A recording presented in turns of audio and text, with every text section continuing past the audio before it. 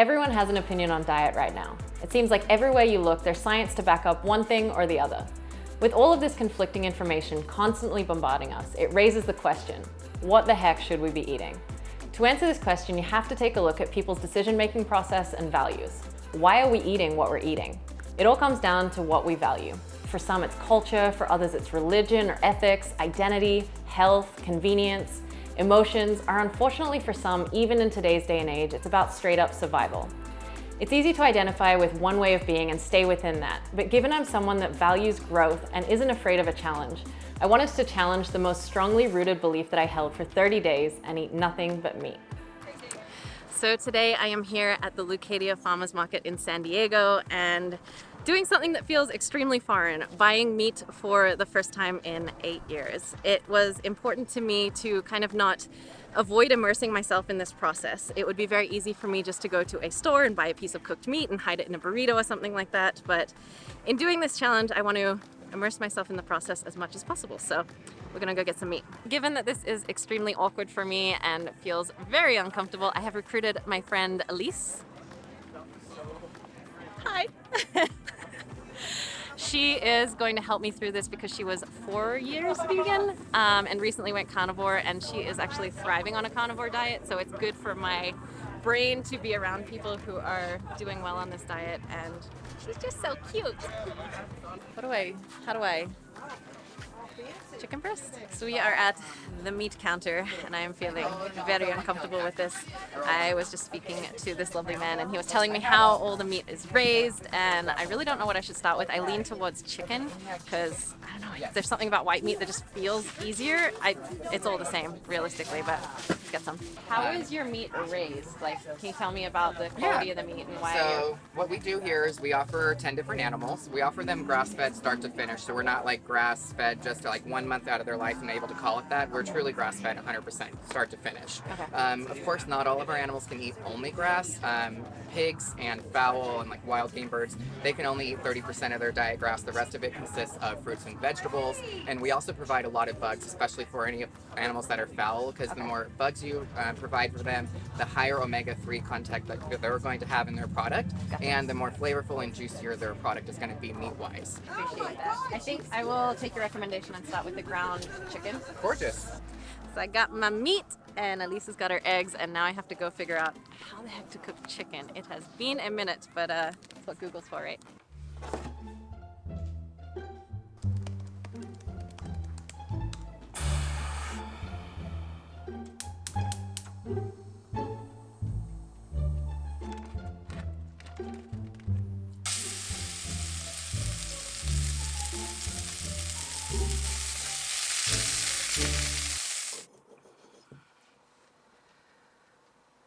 Fucking gross.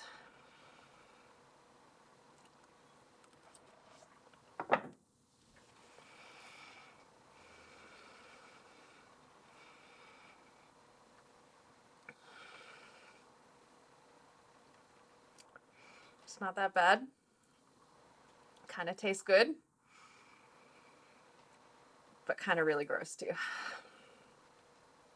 Ah!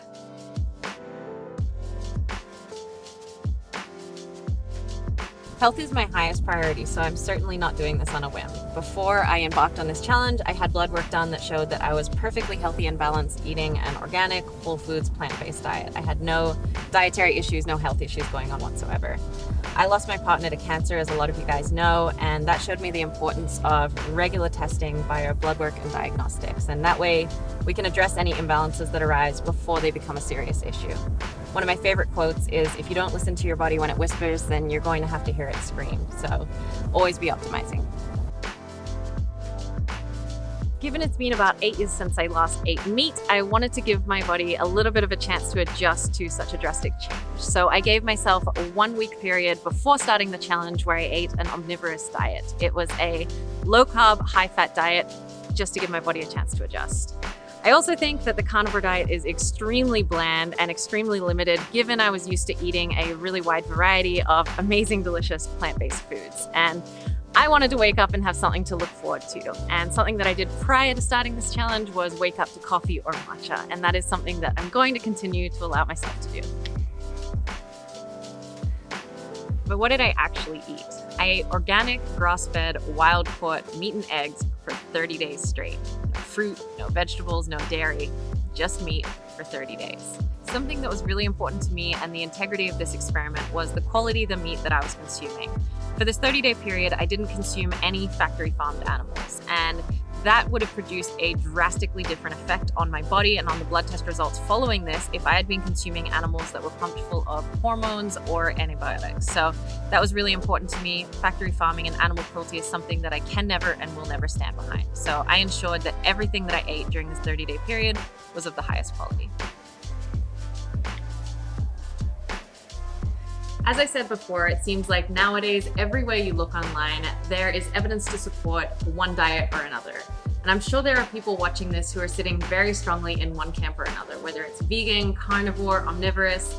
People tend to have very strong opinions about the way we should be eating. And because of this, I wanted to interview several experts on the topic and share their perspective from a more educated standpoint. One of the things that was really hard for me to wrap my head around was I was kind of open to the fact that eating unprocessed meats could be healthy for some people in some situations, but I really couldn't wrap my head around the fact of it's animal cruelty or there's something ethically wrong about it. Maybe it's not natural.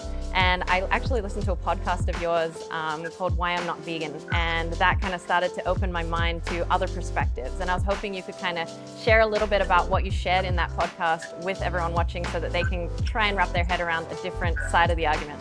As far as animal cruelty goes, I think it's interesting how we get this idea that a person could be a racist or a sexist. Vegans talk about being a speciesist, but what about this idea of being a kingdomist, where you start to understand that life is life no matter which kingdom of life it is? So you have animal life, you have plant life, fungi life, mushrooms and other fungi, yeasts, and then you even have algae like seaweeds. They're in their own kingdom, the protists. We eat food, which is the body parts of living creatures, whether they are plant or they are animal or they are fungi or whatever they might be.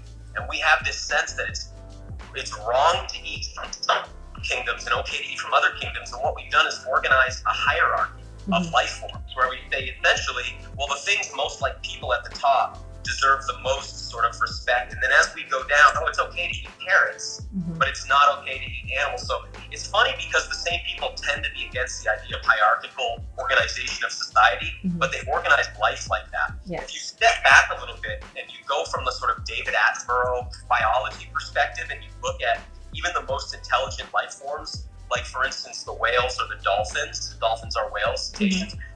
We know they're very intelligent animals, and they're emotionally intelligent. They're not just intellectually intelligent, and they do eat other animals, and they do so quite savagely. It's you can both love something and eat it at the same time. And then I want to point out too, it's not that broccoli falls from the sky. It's grown somewhere, and those places where it's grown are habitat for wildlife that has been removed and replaced with farm systems. And if you think animals aren't dying in that process, you're definitely wrong. I personally go and work on vegetable farms as a hunter to remove problem animals that are eating the kale and the broccoli and the squashes that vegans are eating, thinking that they're getting a cruelty-free food. There is no such thing. So as you walk through the earth, unfortunately, life has to feed life, and that can be difficult for people who are raised with anthropomorphic talking animal cartoons and teddy bear. We have a sort of concept about how nature should be, and we have relationships that are very intimate with pets, and that shapes how we see the natural world. So both being vegan and carnivore, they're both obviously extremes. And in your opinion, what does the ideal diet consist of, and how should we go about determining what that is for us, and what is the right diet for us? Oh man, I don't think there's a singular ideal that we could just paint across like a global population. The needs of people living in Mongolia are going to be very, very different than sub-Saharan Africa. And this is actually some of the concerns that I have around the kind of, for lack of a better term, like the vegan agenda, in that you have a largely white, wealthy, westernized group of people who are saying that all animal products are they're not spiritually developed, they are dirty, it's bad.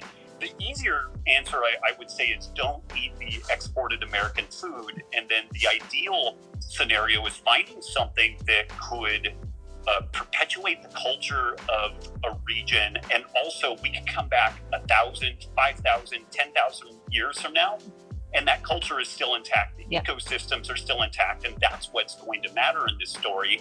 And again, there's a lot of discussion around like the potential climactic impacts of animal inclusive food production. We've used animal inclusive food production throughout all of history.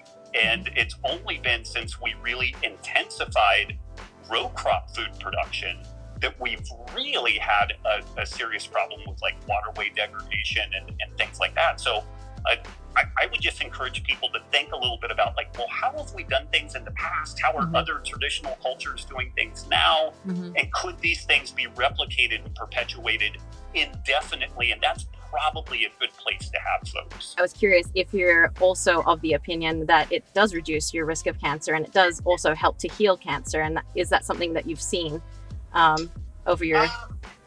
Well, it's hard to say because there's no studies out there that say get on a vegan diet, you won't have cancer anymore. Yeah. Certainly when it comes to cancer, it's much more than I've seen triathletes, the most fit people in the world have cancer, pancreatic cancer for the one case.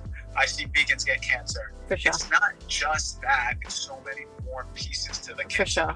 Absolutely. But certainly, like, have I heard anecdotal cases of people, like, let's say on regression therapy, or who go straight plant-based and it completely reverses the cancer?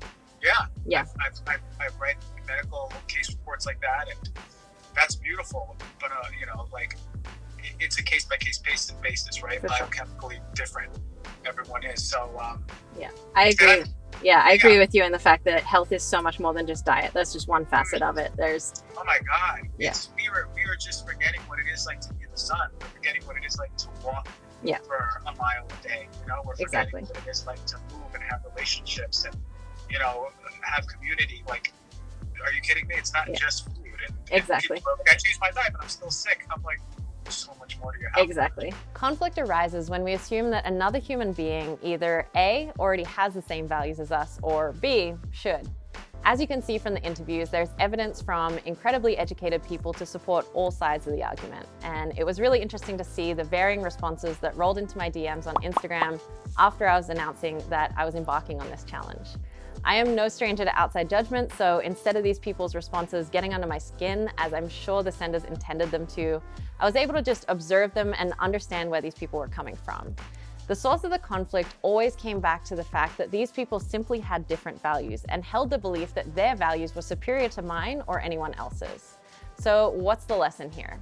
If your mission is to live your best life and enjoy each day to the fullest, it's wise to remember this: the only thing that you can control is you. Decide what you value, live in line with that, and let others do the same. Remain open-minded and seek to understand other people rather than judge them. I previously really enjoyed eating, and during this challenge, I certainly didn't look forward to meals. In fact, for the first few days, I struggled to eat enough because I was so turned off meat. As the challenge progressed, my vegan mind began shifting and detaching from the prior aversion to meat that I had. I had so many people asking me how I felt, and really the change wasn't too dramatic. Given that I was starting from a healthy place and my body and mind are quite resilient, I handled the change pretty well. Nothing too crazy to report other than just slower digestion. Naturally going from eating all fiber to no fiber, that was to be expected. I noticed that through cutting out all sugar and carbs, even things that are normally considered healthy like agave and potatoes, I no longer really desire to include them in my diet moving forward. And I think regardless of whatever food groups you decide to consume, eating simple, unprocessed, organic, whole foods is best, and that's what I'm going to continue to do moving forward. Did I have any cravings? Yes, I wanted blueberries. I wanted blueberries so damn bad. Don't ask me why, but that's what I craved pretty much throughout the whole challenge. I think the only way of knowing what's right for your body is through testing, and there's links to the tests that I recommend in the description below. Overall, I'm really proud of myself for overcoming such a strong mental challenge and having the willpower to stick to such a rigid schedule. But personally, I believe my body functions better being vegan. Moving forward, I will likely remain largely plant-based, and although I don't like attaching to that label, I will eat whatever my body needs to function at its prime at any given moment. And at this stage of my life, ethically and physically, for me that means consuming mainly plant-based foods. I challenge you to pick your strongest belief that you identify with and seek to understand the alternate perspective. It's one of the most challenging things that you'll do, but if you can master your mind, you can master anything.